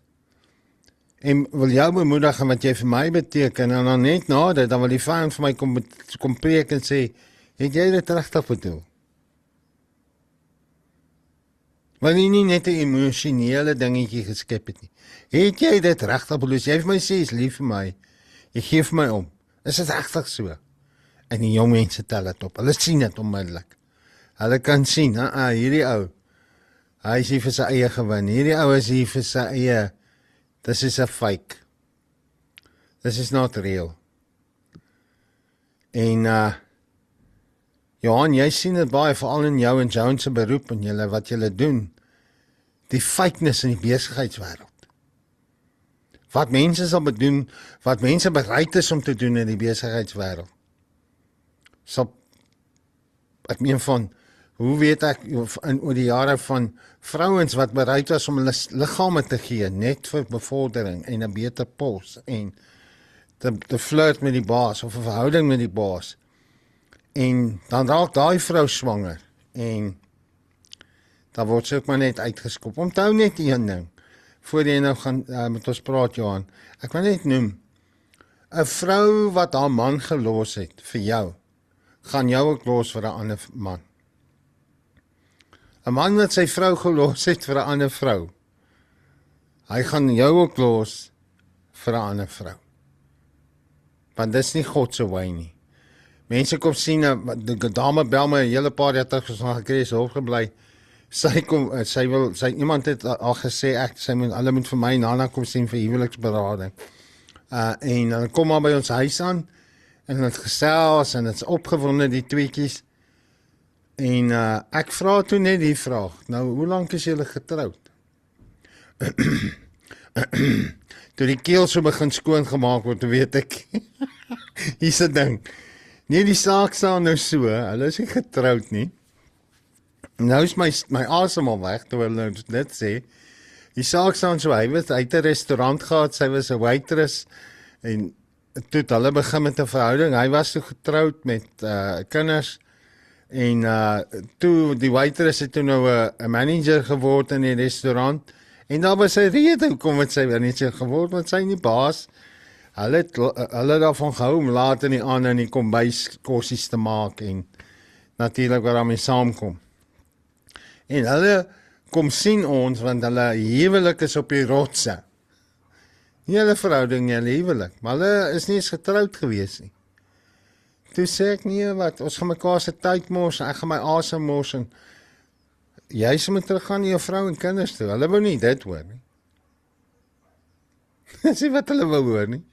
Maar hoe kan ek hulle ore wil streel om vir hulle te sê, ja man, soos jy sê Pieter, kom net met die Here uit. Hy sal vir julle die dinge uitsort. God gaan nie daai gemors uitsort vir jou nie. God gaan sê, gaan terug in jou vrou en kinders toe.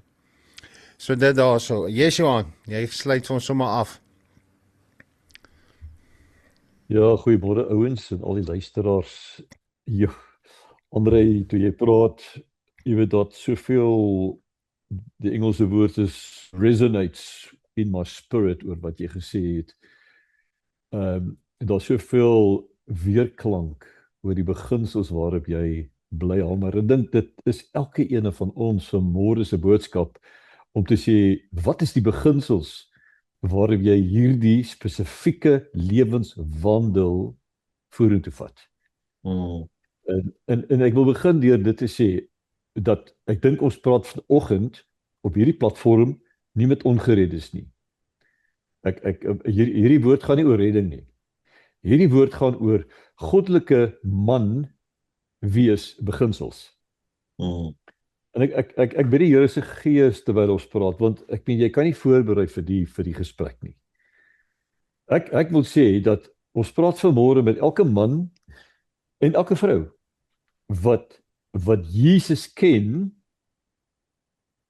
want daar's 'n verskil tussen 'n kind van God wees. Ek wil nou baie versigtig wees wat ek sê. Daar's 'n verskil wees van kind wees en seun wees. En ek wil dit kwalifiseer. As jy 'n kind van God is, dan gaan jy kerk toe, jy ken die Here en jy het amper 'n geur van godsdiens aan jou, maar daar's bietjie meer as net godsdiens. Verskoon my. Daar's meer as daar net ek gaan kerk toe. Jy het so 'n tipe van 'n verhouding. Maar wanneer jy seun is, want ons hele program gaan oor seunskap nie waar nie. Wanneer jy seun is, het jy die oor van jou vader. En het jy sy stem in jou oor. En ek dink dis die verskil. Ek wil dit prakties maak. Gisteraand in my stilte tyd, ook ter voorbereiding van ons nuwe week, vat die Here my terug en hy sê vir my, ek en Joan is 28 jaar getroud, hy sê vir my, 28 jaar terug, toe jy na jou foute, deur jou egskeidingprosesse, en jou kinders wat jy seer gemaak het, oor die feit dat jy die keuse uitgeoefen het om te trou, maar gebaseer op totaal verkeerde waardes, beginsels en om die verkeerde redes. Na daai foute, die lesse wat ek daaruit moes geleer het God gesê, hoor wat ek vir jou sê, en daai woorde wat jy gesê het, André, just do it my way. Just do it my way. Ja. Dit is wat my lewe verander het. In die dag toe ek en Joan ontmoet, ons is binne 3 dae getroud. 3 dae getroud. Ek het haar lank voor die tyd geken, maar ek het haar toevallig geken omdat ek haar ontmoet het en ons het haar 'n reisgeleentheid gegee. Terug lughawe toe Johannesburg toe. En in daai proses is ek deur die egskeiding. Niks met haar uit te waai nie. En die dag toe ek enkel lopend alleen weer is en ek ry op pad terug werk toe, kom dit in my gedagte, ek moet hierdie vrou bel wat in die Kaap bly. En wat is die eerste ding wat deur my kop gaan? Raadpleeg die Here. Raadpleeg die Here. En ek het daar in die Kaap gaan sien, En ons het in Stellenbosch gebly en ons het teen die berg opgestap. En ons het vir hom gesê, ons gaan net 'n bietjie bid. Ons gaan 'n bietjie net met die Vader verkeer. En ek sal nooit vergeet, daar was so 'n groot rots, so half uitgekerf, amper soos 'n sitbankie op hierdie berg waar jy so op Stellenbosch afkyk. En ons het daar gesit en ons het ons woord oopgemaak. Hoor nou mooi ouens, as jy die oor het van jou koning, het jy, as jy sy kind is, as jy erns maak met kindskap, met seunskap, gaan jy hoor wat jou pa vir jou sê, is dit tog nie so nie?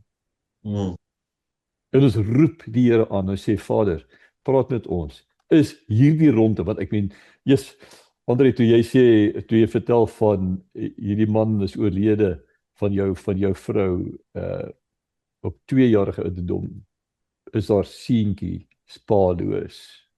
Ek meen, dit het letterlik met Joan gebeur. Ek meen, Karl, my seun, wat 2 jaar oud was, toe sy pappa dood, eintlik 18 maande. So ek sit met 'n klomp goeders, wat ek moet skielik verwerk, jy weet, ek het my eie 2 kinders, en nou moet ek, nou trou ek met 'n vrou wat nog 'n kind het. Dis groot besluit hierdie kerels. Jy neem nie verantwoordelikheid vir 'n ander man se kind, net sommer nie. As jy nie seunskap het nie, is die kans dat jy 'n verkeerde besluit gaan neem baie groot. En ons sê, Here, praat met ons, is hierdie verhouding van U, is hierdie 'n huwelik wat kan werk? Ek kan nie bekostig om weer 'n fout te maak nie. Ek kan nie bekostig om weer 'n pad te begin stap en dan kap jy hom af nie. Dan is dit nog 'n kind en kinders wat daardeur gaan geraak word.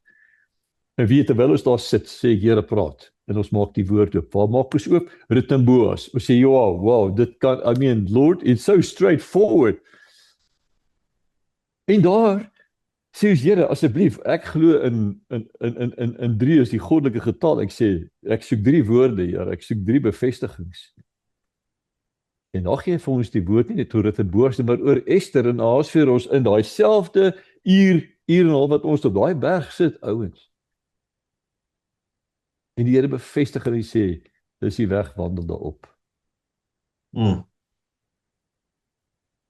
Al wat ek vir die manne, vir die kinders van God vandag sê, as jy seun wil wees, kom in die plek waar jy in daai diepe verhouding met hom staan. En hierdie platform se boodskap is, kom in posisie van seun wees. Want seuns by hom is dogters en seuns, nee, in die woord praat hy nie van dogters, hy onderskei nie. Kom in posisie en jy gaan vind dat as jy daai pad begin wandel, soek jy outomaties, soos 'n automatic vehicle, nee, jy hoef nie ratte te change nie, boys. Dit kom spontaan. Soek sy wil and you will find it, wat hy gaan vir jou sê. En toe gisteraand vir my sê, Johan, as jy nie bereid was om gehoorsaam te wees daai dag, want ek ben binne 3 dae, ek het Joan gaan ontmoet, ek het op 'n vliegtuig geklim, was op pad besigheid vir Kaap toe, ek het haar ontmoet, ek het wel gesê, ek kry jou vanaand daar by die waterfront, en daar ewesklik klik ons. En die Sondag, toe nooi sy my oor na ma se huis toe, en ons het daar geëet, en ons stap toe die berg op. Hoekom? Daar was net iets wat gebeur het, 'n gelling wat gebeur het. Maar omdat ek so versigtig was, en sy self ook, sy het net vir my agterna gesê, Jesus, jy kan nie glo toe jy vir my sê, die Here vir ons sê, dit is die pad. En ek gaan huis toe. Ek vlieg die aand, Sondag aand huis toe, en op die vliegtuig weet ek nie hoe dit gebeur nie. Maar die Here sê vir my, trou hierdie vrou.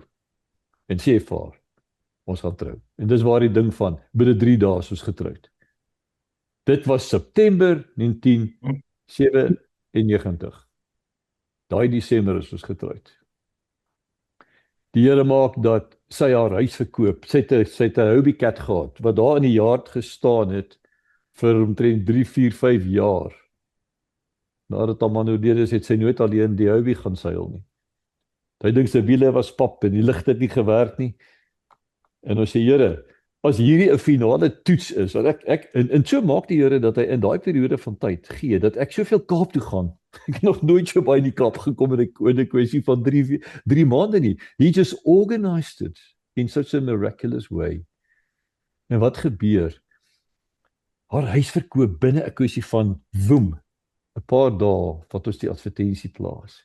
En hier staan hierdie Hobie Cat en sy moet die maandag uittrek. Dit is nou al in Oktober 'n bietjie aan wat ons hierdie goeders moet begin reël. Ons sê, Here, as U vandag nie iemand stuur vir hierdie ding nie, dan weet ons nie wat maak nie, want sy moet uit die huis uit. Man tel op, die telefoon op en hy sê, ek kom gou die kar, die Hobie kyk.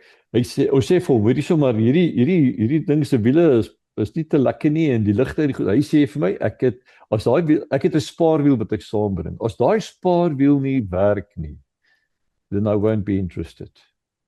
Boys, toe as daai spaarwiel uithaal en ons haal die papwieletjie af, toe pas daai ding se 3 gaatjies presies so in die sockets wat daar is. Perfect. En daai ding het vir 5 jaar daar gestaan. 5 of 6 jaar, ek kan nie onthou die tydperk nie. Dat die ligte, toe hy daai proppie insit, toe werk al die ligte. En daar het die Hobie. En dit was die laaste item wat moes gaan. En toe begin die drama. Toe begin die toneelspel, want nou kom die vyand en hy vertel vir jou, wow, man, hierdie is maar net toevalligheid en toeval, daar lig. En toe ons eers getroud is, obviously, nou het ons 'n saamgevoegde familie, my 2 kinders en Kyle, ons kind, haar seun. Boys, op wat ek kan sê is, as dit nie was, dat in die middel van jou krisis, jy die oor van jou pa het nie, het jy probleme. Want hy ken jou hart, hy ken die gesindheid van jou hart. En so in besigheid is dit ook. Jy kry gekweste mense daar buitekant. Ouens, dis nie net mans wat mislik en lelik kan wees nie. Vrouens kan vicious wees, ou maat.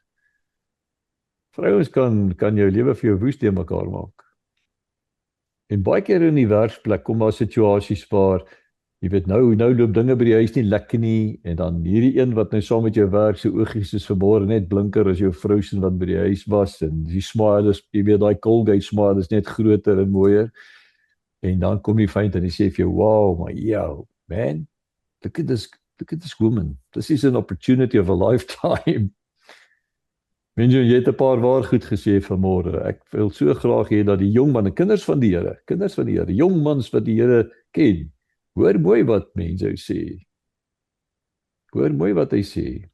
En dit gaan vir my oor een ding. Wat is die beginsel van God se seun wees? Verantwoordelikheid. Jy het 'n verantwoordelikheid teenoor jou vrou, teenoor jou kinders, teenoor hom wat jy gemaak het. En as jy daai misstap begaan om na die vyand se stem te luister en jy val vir hierdie oogietjies wat blink daar in jou werksomgewing, kan ek net vir jou sê, the next trap just sits behind it. Jy gaan skaars in daai trap in daai valstrik intrap. And you're going to see the dark side of the moon. Want as jy buite God se wil is daar nie sonskyn en rose nie. En ek kan vandag sê, Here, ek is so dankbaar vir die vrou wat hy my gegee het. Why? Because we both seek God's face. Op elke saak. En dit is die boodskap, ons is 'n bietjie uit tyd uit ouers. Ja, soek die Here se aangesig, soek sy koninkryk, and that's it, but moenie dink die poppie daar aan die ander kant by die werk, met die mooi kort skirtjie, is die een wat die oplossing het nie. As God sê, soek my aangesig, doen dit, en hy gaan jou bewaar van die struik. Ja, dankie ouens. André, dankie vir die beautiful getuienis. Dankie vir die beautiful getuienis. Ja, ons onder jou, André, ons onder jou. Ons het so 'n ding hier op briltyd, André. En ons brother Pieter het ons die ding geleer. Waar is my hand? Ja, ons, nou hierdie dik vingers van my. Ek het net goed ook weer. Pieter, jy het jou hand opgehad, maar hierdie beteken, ek is my bemindesin en hy is myne. Ek en God is so. Nou ek gaan probeer om hierdie dik vingers, want ek en my vrou en God is so. Ons is soos 'n koeksuster. Ons is in mekaar en hy is die goue draad in die middel. Geen want die meerderheid van ons op hierdie paneel volgend en is geskei. Was ook slagoffers. Ons is deel van daai statistiek. Maar niks gesê teenoor ons exes of wat nie. Wie van julle glo saam met my dat jy's verseker nou met die vrou getroud wat God vir jou geskaap het, wat hy vir jou gemaak het. Ek was hom alles opsteek wat ek kan, né? Dis net amazing dat ek weet. Ek staan in Paulsmoor, medium B eendag en ek bedien daar. En Mark Koopman, sy's ook nou al huis toe, na hemelse tuiste toe, maar sy was in die 80 gaan doen, sy nog trompbediening aan by Paulsmoor aanry. Dan ry sy met 'n taxi in, dan stap hy uit aan hier, sy het in die molk gelê vir 'n rukkie, vir 'n paar uur, sy was dood, en toe stuur die Here haar terug. Mark Koopman, as sy haar mond oopgemaak het, dan wil jy plat val. Nie baie woorde, sy was 'n gesalfde, uitverkore kind van God. En sy kom daar in Paulsmoor na my toe, terwyl ek bedien, stap sy na my toe, en sy zip my baadjie af, en sy zip hom terug op. En daar draai sy moet loop. Ek dink, wat gaan nou met die auntie aan? Later bel sy my. En sy sê, Hanna was saam. Sy sê, ek wil net jammer sê dat ek het gedoen het, terwyl jy gepraat het, terwyl jy besig was om te preek. Sy het my seun genoem. Sy sê, my seun, God het vir my gesê, jy kon jou draai gaan stap het soos jy gestap het. Hanna kon haar draai gaan stap het. Maar daar was 'n dag, wat van hierdie huwelik was voor die grondlegging van die aarde beplan deur God. Sy sê, soos ek jou baadjie toegezip het, so het God gesê, hierdie is my keuse. Julle twee is my keuse vir mekaar. En wat God saamgevoeg het, sal niks van mekaar skei nie. So, jy het dit 'n paar keer gehoor, jy wat kyk of luister, fight. Jou ex wat verbel en sê, maar ons het nog nie probeer nie. Ek wil vir iemand sê vandag, probeer. Moenie vir God sê, of ek wil nie sê, gee vir God 'n kans, ek wil sê, vra vir God om julle nog 'n kans te gee. Jy Pieter, ek sien jou kamera het nou afgegaan, jy het jou hand opgehad, ons wil afsluit, so, daar is die man, hy is, as jy glo in die wegrapping, daar is dit nou, en ons het 'n probleem, jy is mense. Ek wil dalk net vra, dat ons oorweeg om 'n gesprekkie te hê een oggend, oor die nota wat ek nou hier gemaak het, is vir die girls, moet nie die manne lui maak. Ek weet nie of julle Charlie Kirk se storie al geluister het oor die manne van vandag is lui omdat die girls easy is. Maar hulle werk nie bietjie nie. Die boek wat ek hier geskryf het, moenie die manne lui maak nie. Hou uit vir 'n man wat kan selfdissipline en deursettingsvermoë toepas. En net vir interessantheid, toe Google ek gou die woord celibacy, waar is die oorsprong van hom? En dit is celibatus, 'n Latynse woord, wat beteken state of being unmarried. Die status van ongetroud te wees. Dis die root vir celibacy. Maar dalk net 'n ander dag gesprek oor dit hê. Verseker. Om vir hulself, agter hulself te kyk. Ek wil vinnig gou hierdie storie vertel. Ek weet ons is uit tyd uitvlieg, maar dit is so 'n cool storie hier. Jy weet die hotel waar ons by mekaar gekom het, altyd is manne van die woord. Christo en Christof. Nou, ek vertel die stories soos ek het onthou, so, as Christof nou luister, vergewe my asseblief. Maar, hy hoor by hulle is in 'n kerkie so in Don Park, waar grens die woongebied grens aan die lokasie. En so die kerkie daarso, Dilip Chetty is die pastoor, en, Christof sit met die klomp jong dames in gesels. En hulle vertel van hoe gereeld hulle verkragt word. En hy luister die ding so en hy sê, maar dit kan mos nie wees nie. Die ou manne verkragt die jong meisies. Dis okay dit. En hy sê, maar is julle okay dan? Nee, glad nie, hulle wil dit nie hê nie. Natuurlik. Hy sê, maar stop hulle. Nee, ons mag nie. Hy sê, nee, wow. Kom ek leer julle Kaaf McGrath, is nou lekker wakker met die kaafmelk raai, jy weet daai Israeliese klapkuns. En hy sê kom ek leer julle 'n bietjie om klappe uit te deel. Nou, ons praat 'n harde woorde weer hierso. En hy doen toe vir hulle 'n bietjie training. En hulle sit weer en die Goldie vertel sy's weer verkragt. Jy sê maar ek het jou dan gewys hoe om jouself te verdedig. Sy sê jy was bang en ek was alleen. Weet jy wat doen hy toe? Nou koop vletjies. Elke meisie dra 'n vletjie om haar nek. As daar 'n probleem is, dan vleit sy 'n vletjie, die ander girls hoor die vletjie, hulle weet hulle moet haar kom help. En die volgende ou wat toe 'n move draai, hoe meisie verkragt, kry toe 'n reuse pakse. 'n Proper saai, soos hy hom verdien het. En dit stop net dan. Die manne is toe nie meer lus om die meisietjies te verkrag. Want dit werk nie meer so lekker, hulle kry nou blou kolle. Die meisies moet vir hulle self nie toestem om te sê, die Here wil vir my 'n goeie lewe hê. Dis my kop. Ja. Ja, powerful. Pieter, jy was daar, toe sien jy my daar nie, maar jy is terug. So, Ja, dankie. Ek dink die tema vir vanoggend is soos Andre daar reg in die begin gesê het. Do it my way. Ja. Ek wil net 'n woord sê vir die jong manne wat nog nie vaders geword het nie. First prize. Become a real man. A biblical real man. Before you become a father. Dis jou eerste prys.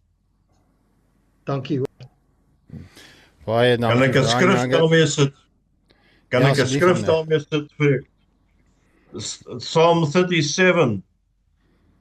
Trust in the Lord and do good. Dwell in the land and enjoy safe pasture. Delight yourself in the Lord and he will give you the desires of your heart. Dit sê nie he'll give you what you desire nie. Hy gaan vir jou ander desires gee binne-in wat neem jou fokus vorentoe in dit wat jy soek. Dat die Here dit vir jou gee.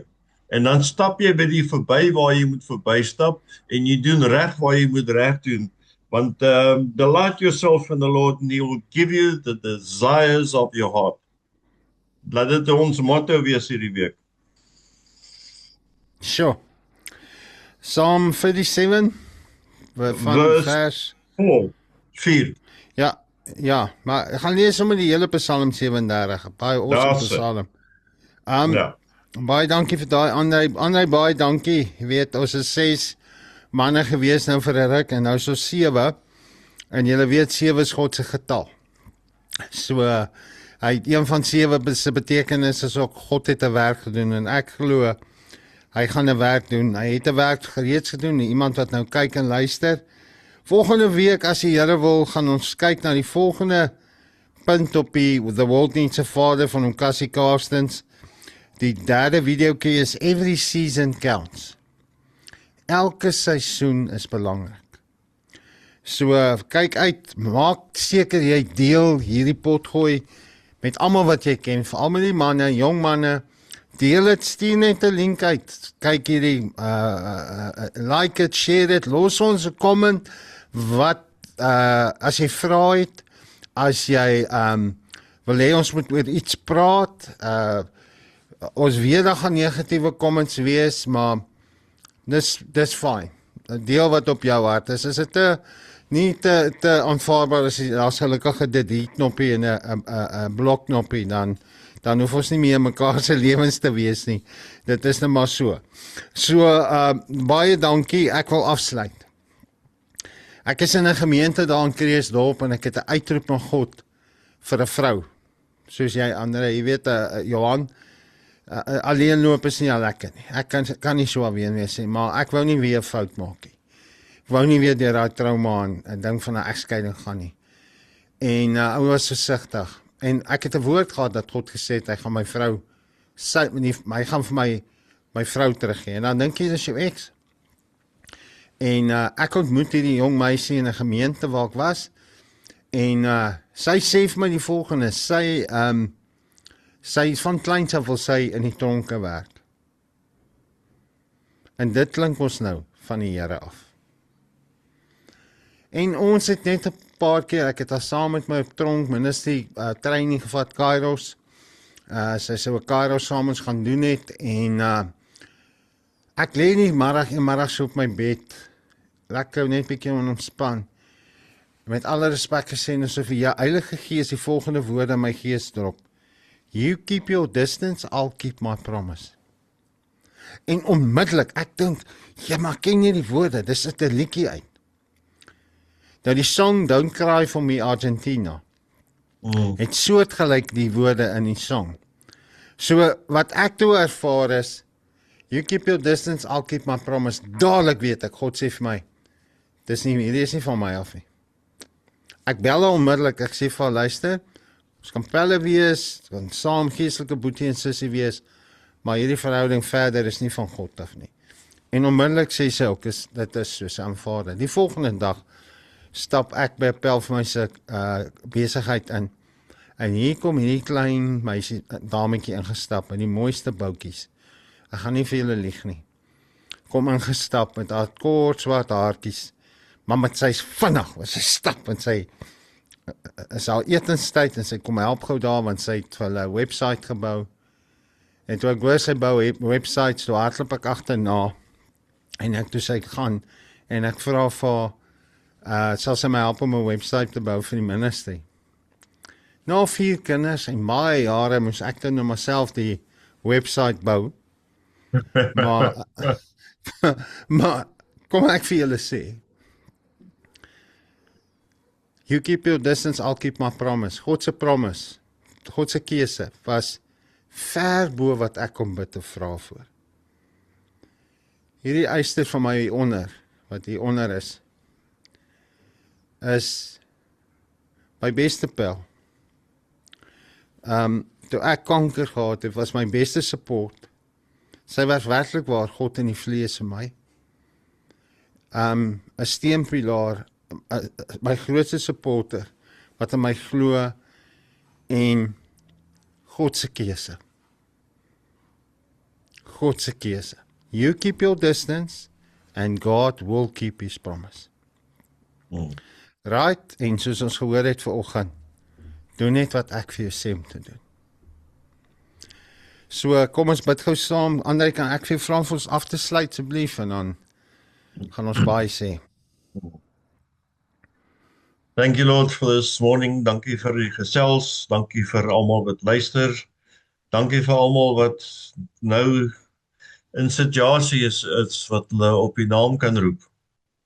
Dankie dat U altyd daar is vir ons, dat U woord vir ons gegee het, dat ons U woord kan vertrou, dat ons U kan vertrou, en dat ons die Heilige Gees se promptings kan vertrou. En ons vra net dat U ons almal help om U stem meer duidelik te hoor, en om U raad te soek en te luister wanneer U met ons praat.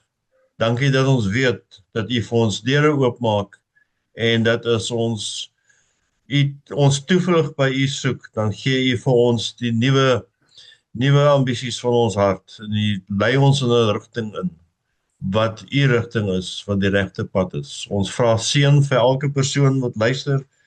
Dankie vir die manne wat ek ontmoet het vanoggend hierso, en dankie dat U Here God is, en dat U omgee vir elke persoon wat saam met ons luister. Amen. Amen. As hy baie dankie julle manne. Dankie dat ons kon saambrul. André, dit was 'n great oggend saam met jou, en ons sien uit nou nog baie. En ja, mag die week 'n week wees van lekker. Kyk, die bokke laat ons brul. Ek weet nie van julle nie, maar die laaste 3 Saterdae het ek lekker gebrul hier in die huis. Saterdag aand was ek 'n bietjie sagter. Verlede week ook Engeland het ek hard gebrul. Ek weet in die All Blacks gaan ek hard brul, maar die All Blacks is ook besig om hulle rappie op te tel. So as die bokke ons so kan laat brul, en die stadium so kan laat brul. Wie ek bid laasweek, mense, ek wil afsluit met die. Ek bid laasweek, en ek bid, en ek sê, Vader, ek hoor partykeer by die rappie, hulle speel lyfie. dit is my koppie, dit is my, julle ken daai song. Die Here het my mooi gemaak. Hulle speel hom baie op die stadions, hulle het hom Saterdag weer gespeel, Saterdag aan. En ek vra, Vader, en julle moet sommer nou saam stem, dat daai 50-60.000 mense, as daai sang begin, werklik waar sal opstaan, met hulle hande na die hemel uitgesteek, en God sal begin prys, met sonder drank en alles wat daarmee saamgaan, dat daai stadium, terwyl die bokke speel, bo die bokke hulle hande sal uitsteek en sê, Jesus is koning. Jy weet, yes!